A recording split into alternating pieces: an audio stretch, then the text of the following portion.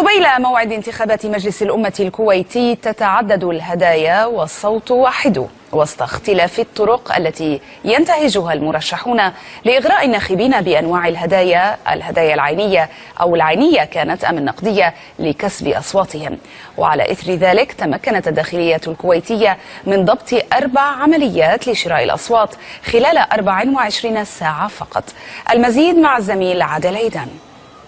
في هناك فرق خاصة من وزارة الداخلية فيما يتعلق في شراء الأصوات، ومثل ما تعلم الأخوة أن يجب هناك يكون في أدلة معينة لأخذها ومن ثم إعطاها للأخوة في النيابة. تصريح لوزير الداخلية إبان فتحي باب الترشيح لهذه الانتخابات اعتبره البعض ديباجة حكومية يستهل بها العرس الديمقراطي، لكن الشارع الكويتي انقسم حيال جدية السلطة في محاربة ظاهرة شراء الأصوات أو ما يعرف بالمال السياسي.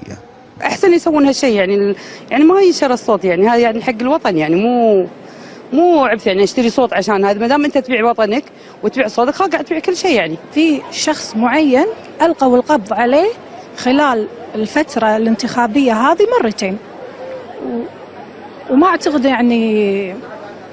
أن الحكومة جادة. المال السياسي الذي أضحى صفة متلازمة لكل انتخابات كويتية دفع بالحكومة أسفرت عن ضبط عدد من الأشخاص يعملون في الماكينة الانتخابية لأحد المرشحين الذي رفض بدوره التعليق على الموضوع. جرم قانون الانتخاب كل من البائع والشاري ومن يتلقى منفعة مادية بتجريمه بالسجن مدة لا تتجاوز 5 سنوات، والغرامة لا تقل عن 2000 دينار ولا تتجاوز 5000 دينار بالنسبة كعقوبة لمن يتعامل في بيع أو شراء الأصوات.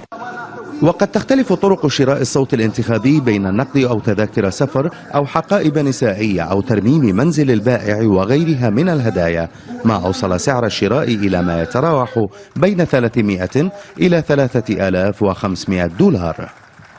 4 ضبطيات قضائية لعمليات شراء أصوات خلال 24 ساعة قامت بها وزارة الداخلية وفاء بالتزامها، بينما يرى معارضون أن تلك المداهمات ما هي إلا عملية تجميل لظواهر سلبية أفرزها الصوت الواحد وعززها عدم اكتراث الناخب بمخرجات العملية الانتخابية، والهدف دائما إفساد المؤسسة التشريعية.